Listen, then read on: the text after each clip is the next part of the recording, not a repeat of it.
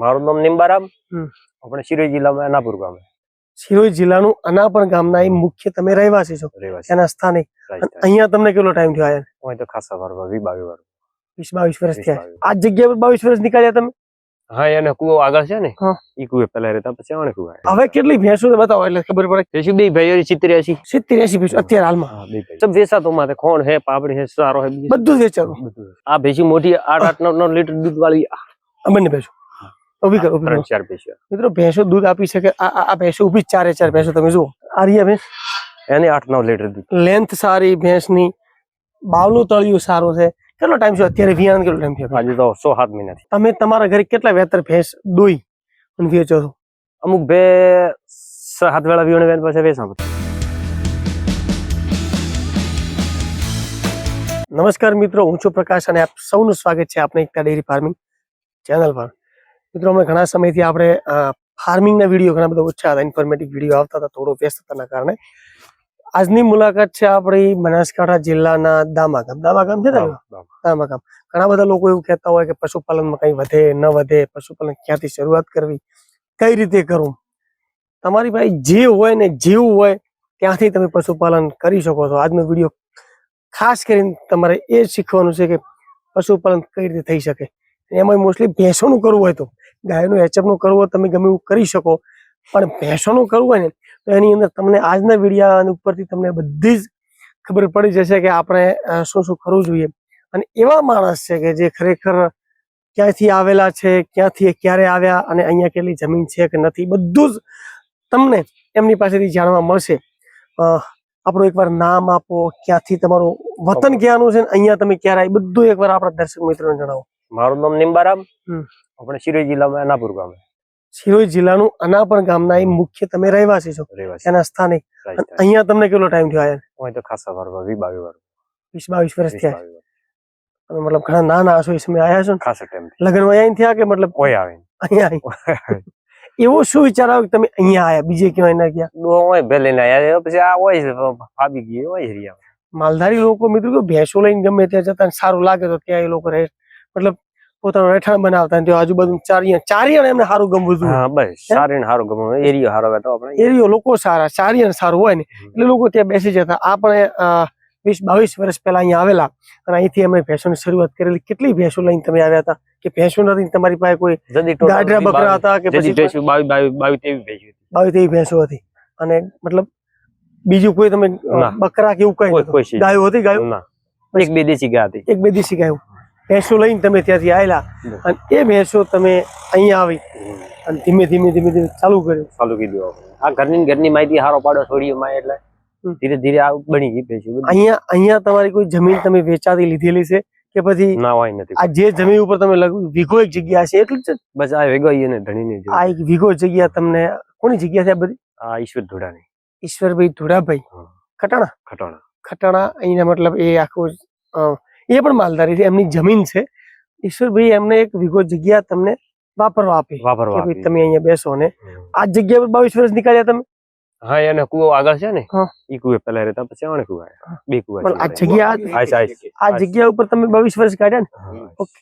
હવે એ 22 ભેંસો તમે લઈને આવ્યા છો, 22 ભેંસોની અંદર થી પેલા દૂધ ક્યાં ભરાતા? પેલા તો એટલું બધું તમે જે સમય આવ્યા છો એ સમય તો કોઈ દૂધનું એટલું બધું હતું નહીં. અહીંયા હતું પણ એટલું બધું નતું 22 વર્ષ પહેલા. એ લઈ જતા ધીમે ધીમે. હવે કેટલી ભેંસો બતાવો એટલે ખબર પડે કેટલી ભેંસો તમારી પાસે? બે ભાઈઓ 70-80 ભેંસો અત્યારે હાલમાં. 22 ભેંસોમાં 22 વર્ષ તો ઘણી ના થવી જોઈએ, પણ આ તો વેચાઈ જાય. હા, એમ બરાબર. 10 ભેંસ મારી 12 મહિને વેચી. દર વર્ષે 5-10 ભેંસો વેચો. હા, રાઈટ વાત છે, આ ખરી વાત છે. બધી મહેસાણી ભેંસો છે અને મતલબ જે નેડ બાજુની આવે ને ભેંસો એવી ટાઈપની ભેંસો છે. અંદર થોડી ઘણી બન્નીની નસલની પણ ક્યાંક ક્યાંક જોવા મળે છે. એટલે ઘણી બધી ભેંસો છે મિત્રો. આ વાળો છે, પેલી બાજુનો વાળો છે. એટલે હું તમને આખી પર્સનલી એક ભેંસ તો નહીં બતાવી શકું, પણ તમે એમને આપણો સૌથી વધારે તો એમના પાસે એક વસ્તુ શીખવાની છે કે બચ્ચા ઉછેર સારો કરે. ઘરની છોટીઓ કેટલા મહિને વિયાય? તમારી ઘરની તમે પાડી તૈયાર કરી હોય, રોટી 2 વર્ષે 3 વર્ષે વીઆઈ જાય. 3 વર્ષે વીઆઈ જાય એવું? એમ 3 વર્ષે પાકી એમ. પાડો દર 3 વર્ષે બદલી નાખો? કયો પાડો રાખો છો? બદલાવી નાખો ને. બનીમાં જ લાવો છો? આમ જ બની એટલી બધી તમે હમણાં જ બદલાવતા લાવો? હમણાં જ લાવ્યો ને. પેલા એટલું બધું કોઈ બે બદલાય. બસ બે પાડા. અંદર હેડો એટલે આપણે થોડોક આઈડિયા આવે કે અંદર કઈ કઈ ભેંસો છે. દૂધ મેક્સિમમ દૂધ કેટલું થાય તમારી કોઈ પણ ભેંસ હોય 12 લીટર દૂધ આપે? 8 થી 9 10 લીટર બસ ચલામ છે. 8 9 10 દૂધ હાલે બસ એટલું પાક્કું હાલે દૂધ? પાકું એટલું. શું ખવડાવવાનું તમારે પીવડાવવાનું મતલબ બધું વેચાતું લાવવું પડતું હશે ને? સબ વેચાતો માથે ખોણ હે પાપડી હે સારો હે બધું જ વેચાતું. બધું. કોઈ મિત્રો જુઓ છતાં લઈને બેઠા છે. ઘણા બધા લોકો એવું કહે છે કે આપણા ઘરે તો ઘાસચારો હોય. અમને બધું જ વેચાતું લાવવું પડે.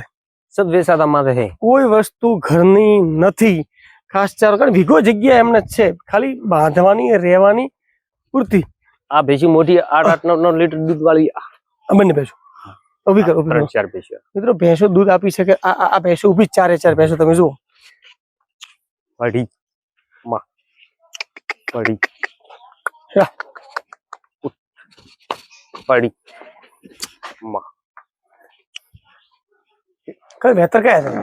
અને ચોથું હોય ચોથું વેતર ઘરની જ તૈયાર કરે. ઘરની એકે ભેંસ કોઈ દિવસ વેચાતી નથી લાવી? ના મેં નહીં લાવો. કોઈ દિવસ નહીં. ઘરની તૈયાર કરવાની, ઘરની જ આપવાની. વાહ. આમ લોંગ ટાઈમ કેટલો દુવા આપે? આપણે ત્યાં પૂરે 7-8 મહિના. ગાભણ થી આપણે 7-8 મહિના આપણે કમ્પ્લીટ 7-8. ડ્રાય પીરિયડ થોડો ઓછો હોય. વાહ વાહ. આર્યા ભેંસ એને 8-9 લીટર દૂધ. શું મોટી ડાકો વજન. ઓકે. લેન્થ સારી ભેંસની, બાવલું તળિયું સારું છે. કેટલો ટાઈમ છે અત્યારે? વિયાણ કેટલો ટાઈમ છે? આજે તો 6-7 મહિના થયા. 6-7 મહિના ગાભણ છે? ગાભણ છે.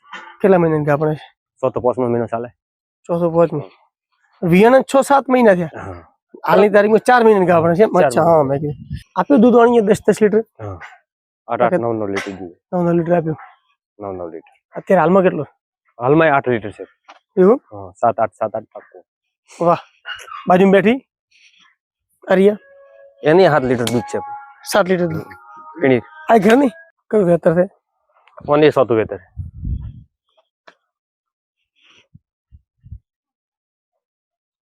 એ તો ઉછેર કહેવાય. આ તમે ઘરનો માલ તૈયાર કર્યો ને એ કહેવાય. વ્યાવા થઈ આવી આવી ગઈ. વ્યાઈ ગઈ? હા આજ 2 દાડા થી. કયું વેતર છે? આ તો 9-10 વેતર. મોટી પુરણી. અચ્છા. પાડો ભેગો તો? હા ભેગો. કેટલા વેતર આમ તમે તમારા ઘરે કેટલા વેતર ભેંસ દોઈ અને વેચો છો?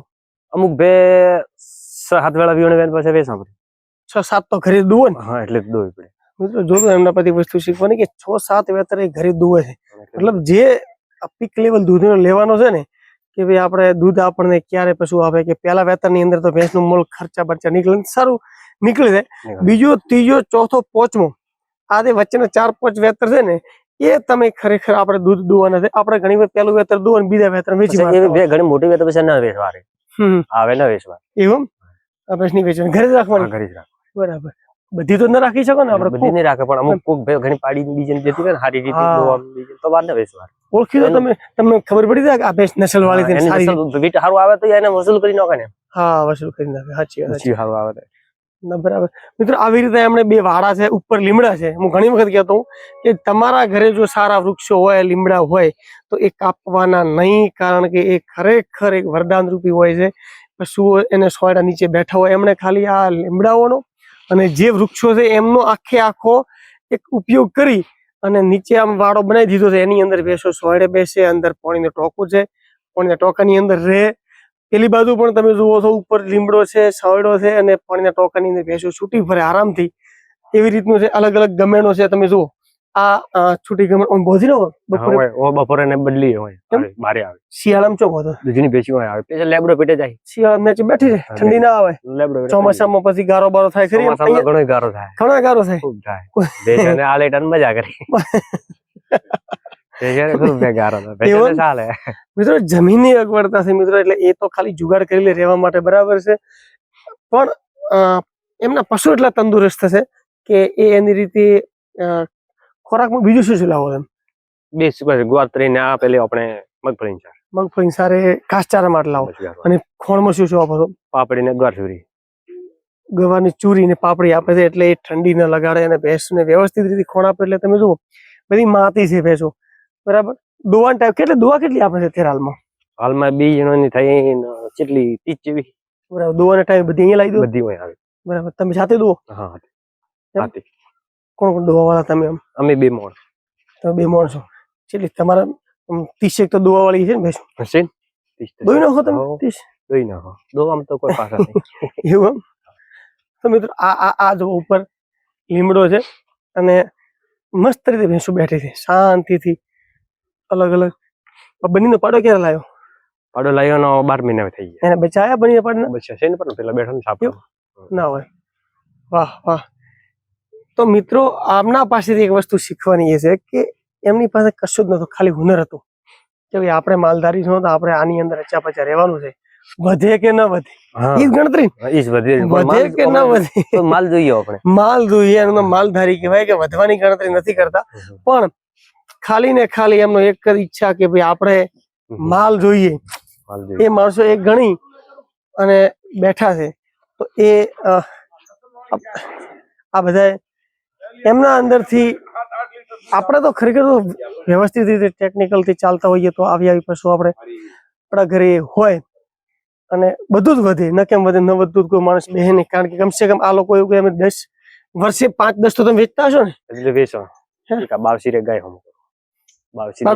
બાવસી રે ભુવાજી તો હે ભુવાજી છે. અને આ ગાય ખાલી શોખ માટે રાખેલી છે. અને દેશી ગાય તો હંમેશા હર ઘરે એક હોવી જોઈએ, દરેક ઘરે દર્શન માટે પણ હોવી જોઈએ. આવી ગાય ઘરે ઊભી હોય તો કેટલી રૂડી રૂપાળી લાગે મિત્રો. તો બુઆજીને શોખ માટે પોતે રાખેલ છે, દૂધ ખાવા માટે. એવું છે? વાહ. તો મિત્રો આ ઉપરથી એક વસ્તુ શીખવાની છે કે આપણે વ્યવસ્થિત રીતે કરીએ અને વ્યવસ્થિત પશુપાલન કરવા માંગતો હોય. ઘણા બધા લોકો એવું કહેતા હોય છે કે અમને કઈ નથી વધતું. જો ન વધતું હોય તો કોઈ માણસો ખાલી 1 વીઘાની અંદર બધું જ વેચાતું પૂરું પાડતા હોય, આટલા બધા પશુ ન બેસી શકે. પરંતુ આપણા ઘણા બધા અરમાન ઘણા મોટા હોય, સપનાઓ ઘણા મોટા હોય, અને એ સપના ઉપર આપણે પહોંચી ન શકતા હોય એટલે બારી બધા દોડવા માટે જતા હોય કે આમ કરી નાખો તેમ કરી નાખો. પરંતુ એક વસ્તુ ઉપર તમે સતત વળગ્યા રહો, વર્ષ 2 વર્ષ 3 વર્ષ, તો 100% આવી સિદ્ધિ આપણને પણ મળી શકે. બરાબર છે?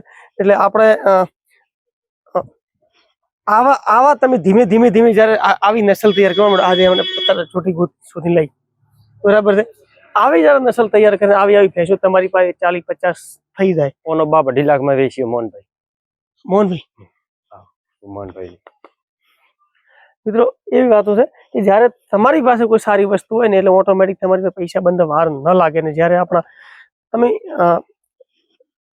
ખર્ચ અને જે પશુપાલન કરતા હોય એની અંદરથી નફો કઈ રીતે મળે એ બધા તમે જેમ સતત એક ને એક ધંધા ઉપર આપણે 1-2 વર્ષ 3 વર્ષ રહીએ તો ઓટોમેટિક આપણને ખબર પડવા મળે કે આપણે કઈ કઈ જગ્યાએથી શું નુકસાન નફો થાય છે. તો આ લોકો પણ પેલા આવ્યા છે કે સ્ટ્રગલ કર્યું છે, અત્યારે પણ સ્ટ્રગલ કરતા હશે. ચોમાસાની અંદર ગારો થતો હશે, ઉનાળાની અંદર ક્યારેક ગરમી ઘણી બધી પડતી હશે, શિયાળાની અંદર અત્યારે ભેંસો ઠરતી હશે, ઘણું બધું સ્ટ્રગલ કરતા હશે. એવું નથી, છતાં પણ આ લોકો લઈને બેઠા છે. તો આપણે આની ઉપરથી શીખવાનું છે કે આપણે હવે શું કરવાનું. હવે આપણે પશુપાલન કરવા માટે આપણે શું જોઈએ, શું ન કરવું પડે. તો તમે કઈ કહેવા માંગો છો લેબજીભાઈ? પશુપાલકોને એકદમ એવું નથી કે બીજું રાખે ભેંસો ને તો સારું જ છે ને. ભેંસો માટે પશુપાલન ની અંદર અભણ બોલે ને ભણેલા સાંભળે, એ પશુપાલન કહેવાય. એટલે રાખી શકે તો ભેંસો તો સારું રહે ને. અચ્છા, ભણેલા રાખે તો માલ તો ઘણા જતા છોકરા રાખે. ઘણા બધા સારા ઘણા બધા લોકો ઓળખું છું, પર્સનલી ઓળખું છું કે લોકો પશુપાલન ની અંદર ઘણું બધું નામ કમાણા છે. તો આપણે પણ પશુપાલન ની અંદર કંઈક વ્યવસ્થિત કરવું હોય તો આવા પશુપાલકોનું આપણે મુલાકાત કરવી પડે, લેવું પડે મુલાકાત, અને વ્યવસ્થિત હરીફરીને કંઈક પશુપાલનમાં આવી રીતે કંઈક આગળ વધીએ એ દરેક લોકોને શુભકામનાઓ. ધન્યવાદ.